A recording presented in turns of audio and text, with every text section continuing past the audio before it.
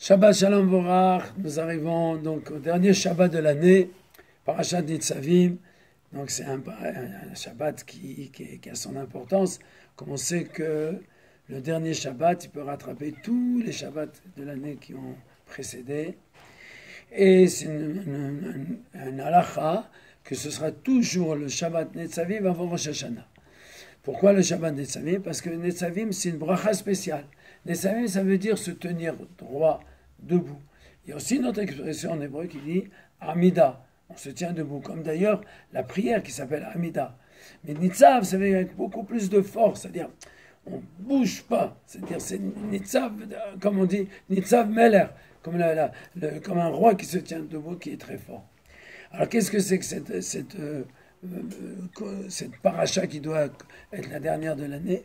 Alors Rachid lui-même, il dit que la paracha précédente, la paracha de Kitavo, on a vu des choses qui nous ont fait peur, des choses qui, à notre compréhension, à notre première lecture, étaient des choses négatives, des malédictions. Et le peuple d'Israël, il pourrait se demander comment on pourrait tenir avec tellement de sévérité. Et alors, Akadosh Baruch Hu, il vient nous dire, non, Atem Nitzavim, Kulechem Lifnei Hashem Kulechem. Non, vous tenez tous debout devant moi, vous devez savoir que toujours que rien ne pourra vous détruire, à tel point que le verset dit que toutes mes flèches seront terminées, mais vous serez toujours là. C'est-à-dire que le peuple d'Israël, il est indestructible. Et ça, c'est la bracha de Netzavim, c'est la bracha de la bracha que nous donne, que, comme vous le savez, que le dernier Shabbat de l'année, normalement c'est un Shabbat qui est avant Rosh Chodesh, donc il aurait dû mériter d'être béni. Comme tous les Shabbats qui précèdent Rosh Chodesh, c'est des Shabbats Mevachim. Mais là, ce Shabbat, il n'y a pas de Shabbat Mevachim, et la raison c'est pour troubler le Satan, parce que c'est Dieu lui-même qui vient nous bénir. Et c'est quoi sa bénédiction? Le Baal Shem Tov dit, c'est Atem Netzavim, c'est ce Atem Netzavim là. Et comment on peut arriver à cette bénédiction extraordinaire? La Torah nous dit, Atem Netzavim Ayom, Kulechem, quand vous serez tous ensemble. Quand tout le peuple Israël se tient les mains et font une seule entité, alors ça nous donne une force on est indestructible. Et c'est ce que le verset dit, tout le monde, quand vous serez tous ensemble. Ah, on peut demander, comment c'est possible? Chacun, il est différent, chacun, il a des intérêts différents de l'autre. Et personne ne se ressemble, personne pas seulement ne sent physiquement, encore plus dans l'esprit. Quand même la Torah nous dit Kulechem. Alors, le verset continue. Lifnei Hashem Elokechem, devant l'Éternel votre Dieu.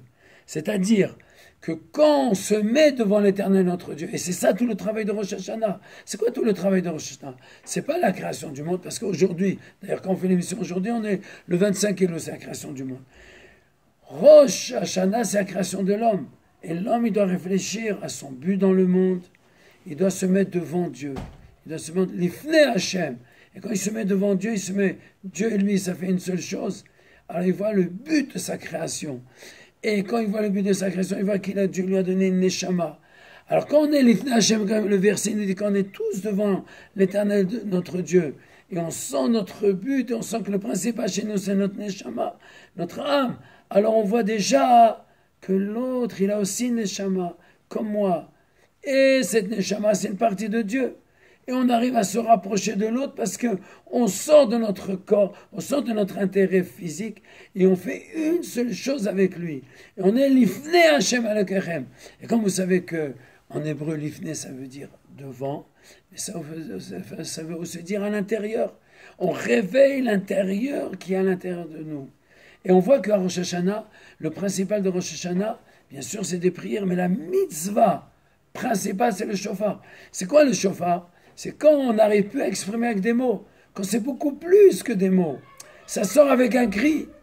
Et d'ailleurs, c'est comme ça que je voudrais terminer aujourd'hui cette émission-là. Cette petite parole-là. Inviter tout le monde à aller à la synagogue lundi et mardi prochain, faire une seule entité tous ensemble, être autour du chauffard et dire à Kadosh Baruch Hu, il n'y a que toi, on te retrouve, c'est des retrouvailles qui se font avec des larmes de joie et faire une seule chose avec Dieu, Que Dieu nous donne une très très bonne année et qu'on soit que dans la réussite. Amen, Ken Yireh Ratzon.